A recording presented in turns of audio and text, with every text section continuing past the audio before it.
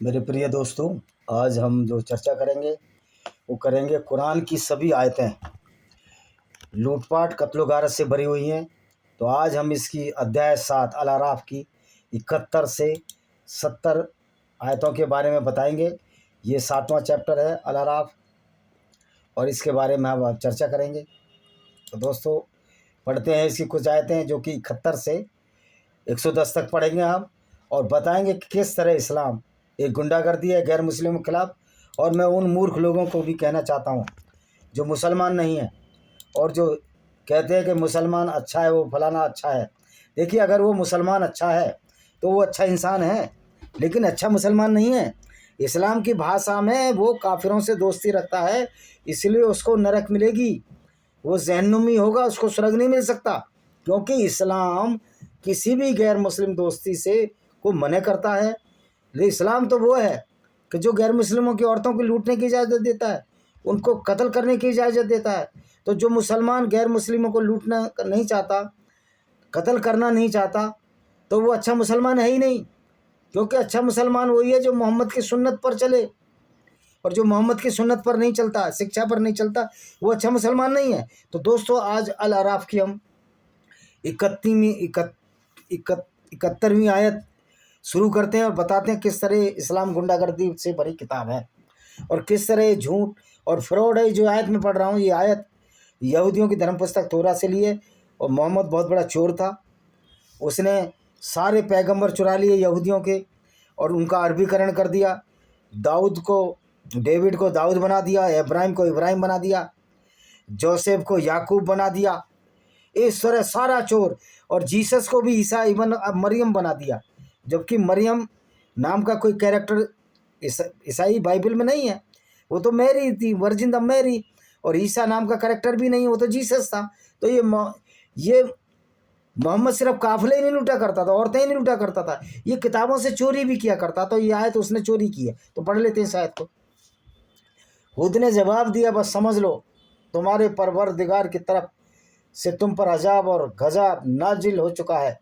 क्या तुम मुझे चंद बुतों के फर्जी नामों के बारे में झगड़ते हो, जिनको तुमने और तुम्हारे बाप दादाओं ने खामखा गढ़ लिए, हालांकि अल्लाह ने उनके लिए कोई सनद नाजिल नहीं की। बस तुम अजाब अल्लाह का इंतजार करो, मैं तुम्हारे साथ मुंतजर हूँ, मतलब मैं हूँ तुम्हारे साथ। तो इसका मतलब ये आयत का कि जब हुद को बोला कि हम तो तुम्हारे धर्म पर नहीं चलते, इस्लाम पर तो गुंडा कर दिया, तो कहने लगे कि तुम चंद बुतों को फर्जी नामों के बारे में झगड़ करते हो, मूर्ति पूजा करते हो।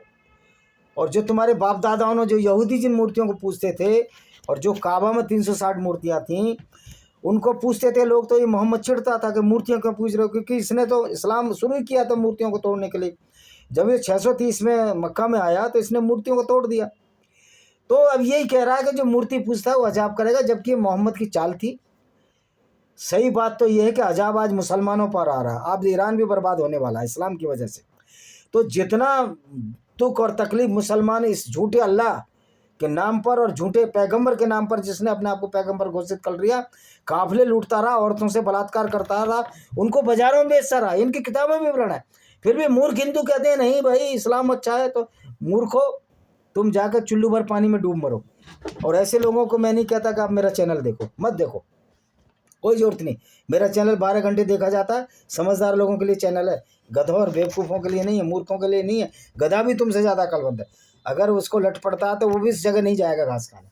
लेकिन तुम मूर्ख हो, कत्लो गारत अपनी लड़कियां दिए जा रहे हो, बलात्कार होने तुम्हारे साथ, फिर भी इस्लाम बड़ा अच्छा है। तो ऐसे सोते हुए को तो जगाया जा सकता है, लेकिन जो जाग कर सोते का नाटक करे उसको नहीं जगाया जा सकता। 72वीं आयत क्या कहती है? आखिर हमने उनको और जो लोग उनके साथ थे उनको अपनी रहमत यानी दया से नजात दी, और जिन लोगों ने हमारी आयतों को झुटलाया हमने उनकी जड़ काट दी, वही लोग ईमान वाले नहीं। कह रहे जो लोग हमको नहीं मानते हम उनकी जड़ें काटते हैं। वो तो तुम्हारा मोहम्मद करता ही था, तो औरतों तक लूट लेता था, वो तो औरतों को बाजारों में बेच देता था। तुम्हारे मोहम्मद से नीच प्रकृति का खुद आदमी था ही नहीं। तो तुम तो खुद ही कह रहे हो हम दूसरों की जड़ें काटते हैं। तो इस्लाम है ना गुंडों का एक आइडियोलॉजी, जिसको गुंडे मानते हैं। तो इसलिए मैं कहता हूँ कि इस्लाम को मानने वाला सच्चा मुसलमान गुंडा है, आतंकवादी है। तो इसमें डर क्या है, तिचड़ क्या है तुमको? और 73वीं आयत, और हमने कौम समूद की तरफ उनके भाई साले को रसूल बनाकर भेजा। ये सब फ्रॉड कह रहा है मोहम्मद। ना कोई कौम समूद थी, ना कोई साले था, ये सब यहूदियों की धर्म पुस्तक से इसने चोरी किया है। और उन्होंने उन लोगों से कहा, ये मेरी कौम अल्लाह की इबादत करो। उन्होंने किसी ने नहीं कहा, न यहूदियों ने न ईसाई ने कहा कि अल्लाह की इबादत करो, ना इसने समूद ने कहा। ये सब माइथोलॉजिकल पार्ट है, क्योंकि अल्लाह का नाम ना यहूदी जानते थे ना ये ईसाई जानते थे। ये तो मोहम्मद के 40 साल की उम्र में ये अल्लाह का नाम आया है। अल्लाह तो बहुत नया है, नया बच्चा है अल्लाह, हिंदुओं का बच्चा है अल्लाह, क्योंकि हिंदुओं से सारे मुसलमान बने हैं। तो अल्लाह तो हमारा बच्चा है, बेटा है हमारा, जो मोहम्मद ने बनाया, जो अरबी था। उसके सिवाय कोई तुम्हारा माबूद नहीं, कह रहे उसके सिवाय कोई नहीं है तुम्हारा पूजने वाला, क्योंकि अल्लाह के पूजने से मुसलमानों को फायदा है। लुटेरा बलात्कार सब कुछ जायज़ है, औरतें लूटना बलात्कार जायज़ है। तो कौन ऐसा कामुक और लुटेरा व्यक्ति ही मुसलमान बनता है, या मुसलमान ने बनने के बाद हो जाता है? वाइस वर्सा है ये बात। तुम्हारे पास तो अल्लाह परवरदिगार तरफ से वाज़ेह और रोशन दलील आ चुकी है। ये रोशन दलील आ चुकी है जो कुरान है। मतलब ये अच्छी ख्याल की दलील है, जो औरतों को लूटने की बात कहती है, उनके साथ बलात्कार करने की बात कहती है। मोहम्मद ने सफिया के साथ 3 दिन तक बलात्कार किया खैबर के दर्रे में। ये कुरान है या गुंडागर्दी किताब है? ये फैसला आप लोगों को करना है। ये अल्लाह को भेजी ऊँटनी तुम्हारे वास्ते एक मौजिज़ा है, एक ऊँटनी भेज दी, ये मौजिज़ा चमत्कार है। तो तुम लोग उसको छोड़ दो। अल्लाह की ज़मीन में जहाँ चाहे, कह रहा मैं ऊँटनी भेज रहा हूँ, मोहम्मद ऊँटनी भेजता था, और कह रहा जहाँ चाहे चलती फिरे ये तुम्हारे लिए, घूमने दो, नहीं तो तुम बहुत कष्ट आएगा। ऊँटनी को घूमने दो और ऊँटनी को मार मार के भी खाओ। ये इस्लाम है, इस्लाम का अल्लाह खून का प्यासा अल्लाह है। तो ये मोहम्मद का बनाया हुआ अल्लाह था। और वक्त याद करो, अब ये मोहम्मद सब यहूदियों की पुस्तक चोरी कर ली इसने। जब तुमने कौम आद के बाद ज़मीन में खलीफा और जानसीन बनाया, तुम्हें ज़मीन में इस तरह बसाया कि तुम हमवार नरम ज़मीन में बड़े बड़े महल उठाते हो और पहाड़ों को तराश के घर बनाते हो। तो अल्लाह की नेमतों को याद करो, रुए ज़मीन में फसाद न करते फिरो। अल्लाह की रहमत, अल्लाह की नेमत। अरे जब अल्लाह पैदा नहीं था, उससे पहले ज़मीन में मकान बने हुए थे, उससे पहले यहूदी रहते थे, हिंदू रहते थे। ये अल्लाह तो कौन खेत की मूली था? ये तो पैदा ही नहीं हुआ था अल्लाह। अल्लाह तो मोहम्मद ने बनाया। तो अल्लाह की कोई नेमत वेमत नहीं है, बल्कि अल्लाह तो गुंडा है। अल्लाह की तो विचारधारा गुंडी है, लोगों को कत्ल करने की बात करता है। तो उसकी कौम के बड़े बड़े लोगों ने बेचारे गरीबों में से, उसमें जो ईमान लाए, क्या कहा तुम्हें मालूम है? हकीकत अपने परवरदिगार के सच्चे रसूल है। उन बेचारों ने जवाब दिया, जिन बातों का पैगाम लाए हमारा उस पर ईमान है। हानि यानी गुंडागर्दी पर। बेचारे गरीब थे, भोले वाले थे। मोहम्मद लालच देता था औरतों का, तो सारे साथ हो जाते थे गुंडे बदमाश।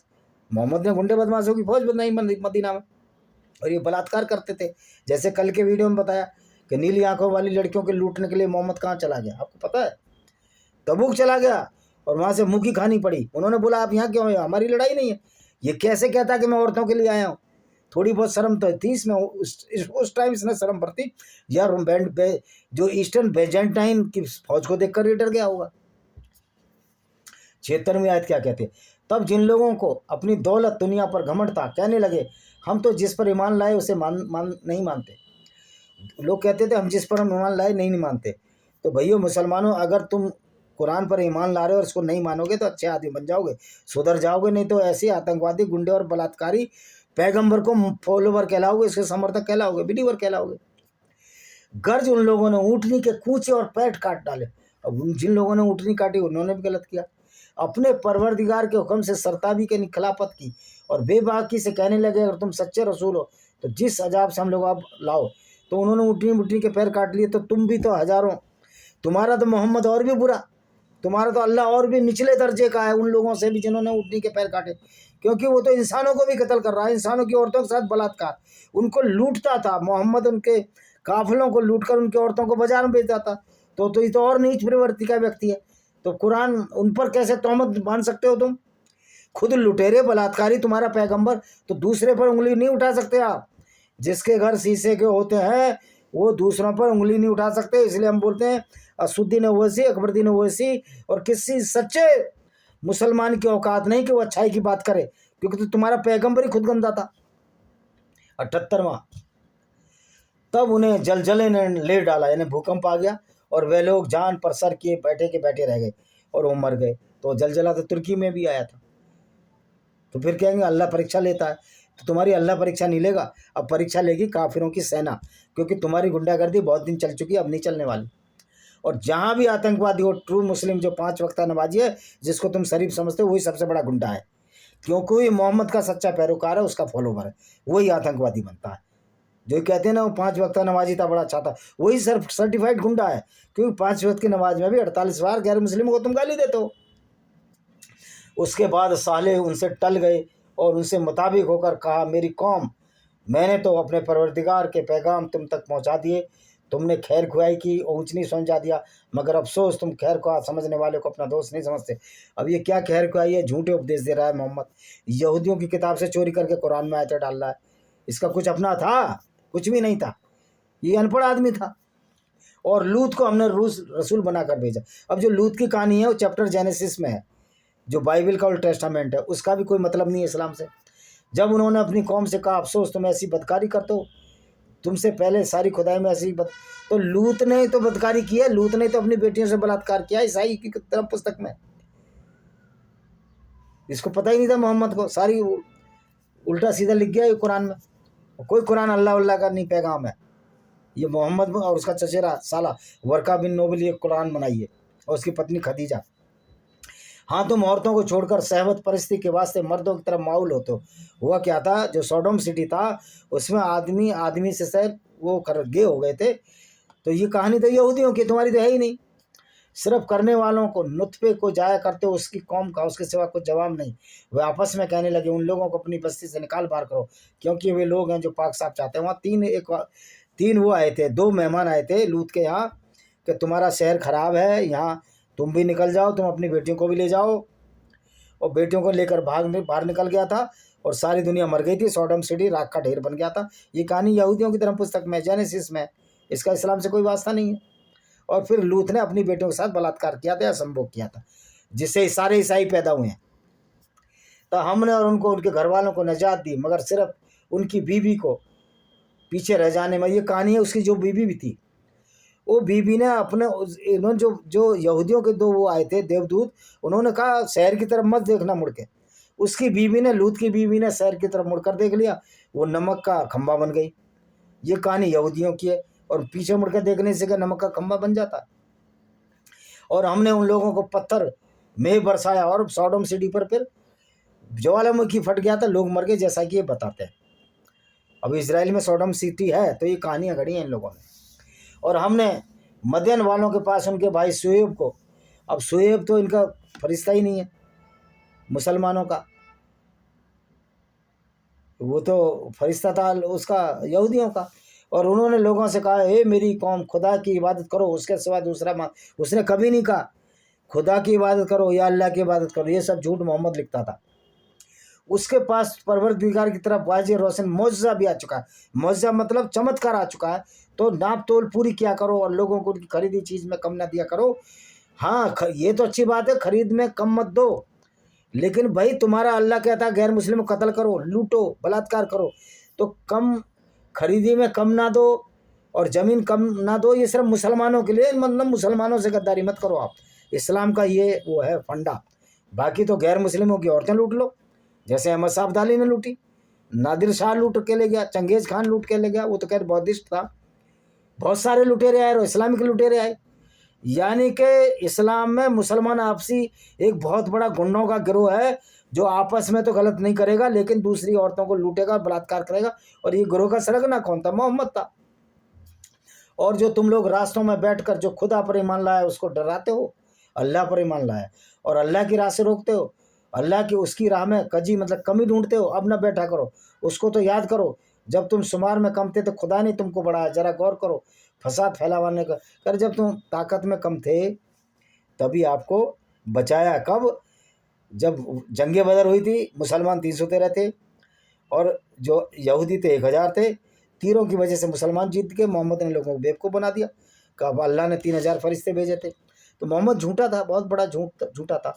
और जिन बातों का मैं पैगाम लेकर आया हूँ, अगर तुम में से एक गिरोह ने उसको मान लिया, एक गिरोह ने नहीं माना, तो कुछ परवाह नहीं, तुम सब्र से बैठते देखते रहो, यहाँ तक कि खुद अल्लाह तुम्हारे दरमियान फैसला कर दे। कह रहा एक ने माना, एक ने नहीं माना, तो देखते रहो क्या क्या होता है। यानी ना अल्लाह, मोहम्मद अल्लाह के नाम पर सबको डराता था। मैं कहता हूँ अल्लाह मेरे से खुद डरता है। अल्लाह की औकात नहीं मेरे से आके साम बात करे, अल्लाह के बंदों की औकात नहीं, मौलानाओं की औकात नहीं, क्योंकि कोई पैगंबर का लूट बलात्कार से भरा पड़ा इतिहास है। अच्छा जी, पारा 8 समाप्त हो गया। पारों में बटी हुई पूरी कुरान। अध्याय और पारे में फ़र्क है। पारा कुछ बड़े भाग हैं जिसमें 4-4, 5-5 अध्याय हैं। अब हम 9वां पारा शुरू करते हैं और अध्याय यही है, सूरह अल अराफ है, 88वीं आयत है। तो उनकी कौम में से जिन लोगों को अपनी हस्मत पर बड़ा घमंड था, कहने लगे, ए शुएब, हम तुम्हारे साथ ईमान लाने वालों को अपनी बस्ती से निकाल बाहर करेंगे, मगर जबकि तुम भी उसी मजहब मिलत में लौट कर आओ। कर हम बाहर कर देंगे जो तुम्हारे साथ ईमान लेने वाले हैं, इसलिए तुम फिर इस्लाम में आ जाओ। तो सारा फंडा मुझसे मोहम्मद का था कि इस्लाम में आओ, गुंडागर्दी करो, लड़कियों का लालच देता था, बलात्कार करता था, करवाता था, लूट करता था। तो मोहम्मद की ज़िंदगी तो एक अपराधी की ज़िंदगी थी। ये तो अली सीना की किताब है, ईरान के लेखक है, अब पढ़िए उसको।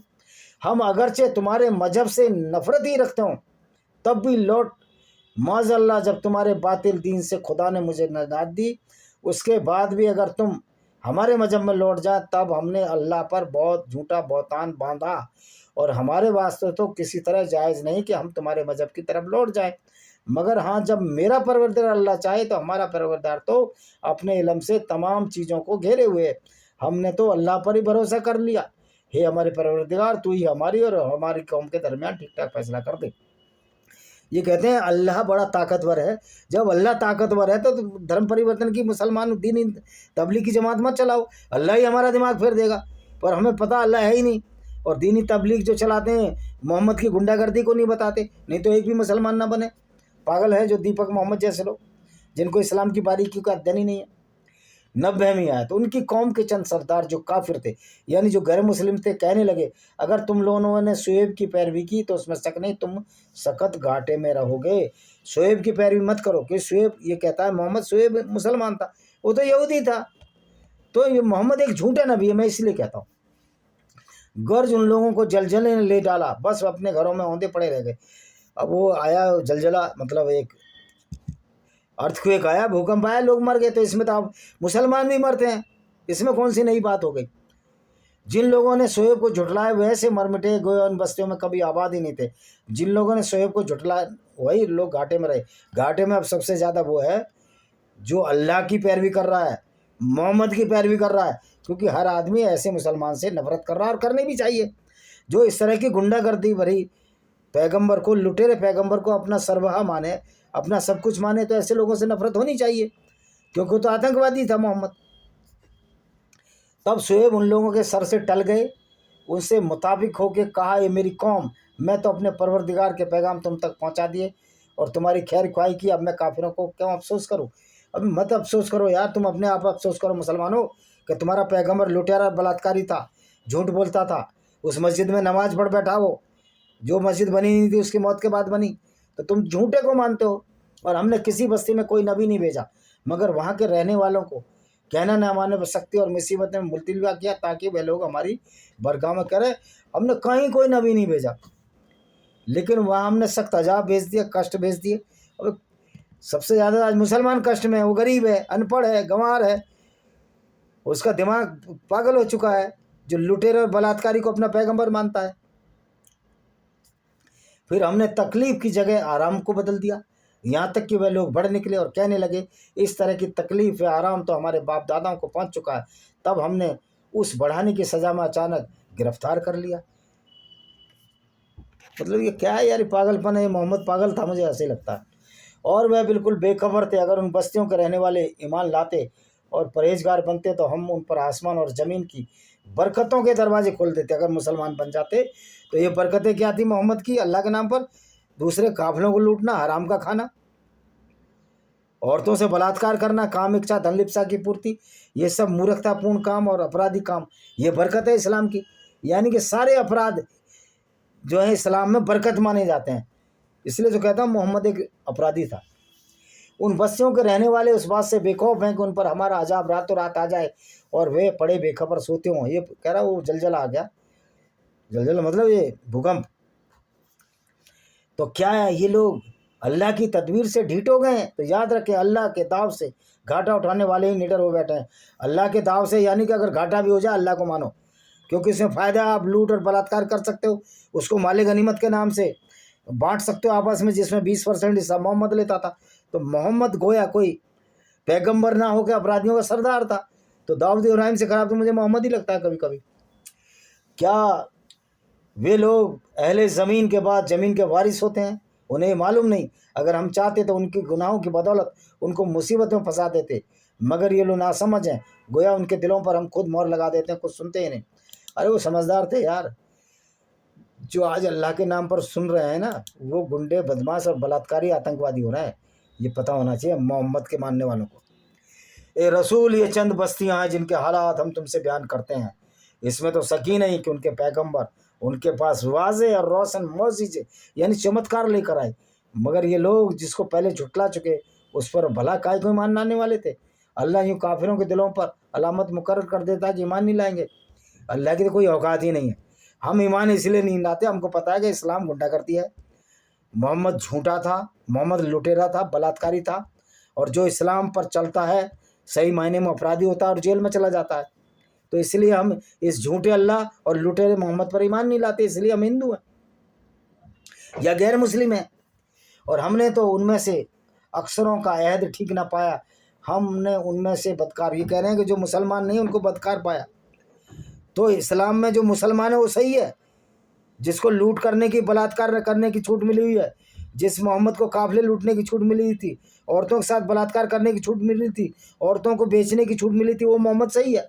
कमाल है यार, यानी कि इनको अपना नहीं दिख रहा, अपनी गुंडागर्दी नहीं दिख रही, दूसरों को गाली दे रहे हो। अबे तुम्हारा तो ये तुम्हारे लिए है कि सारी जिंदगी में यही काम करता रहा, चेहरे पर मेरी गंदगी थी और आईना साफ करता रहा। अरे अपने चेहरे देखो, अपने कुरान पढ़ो।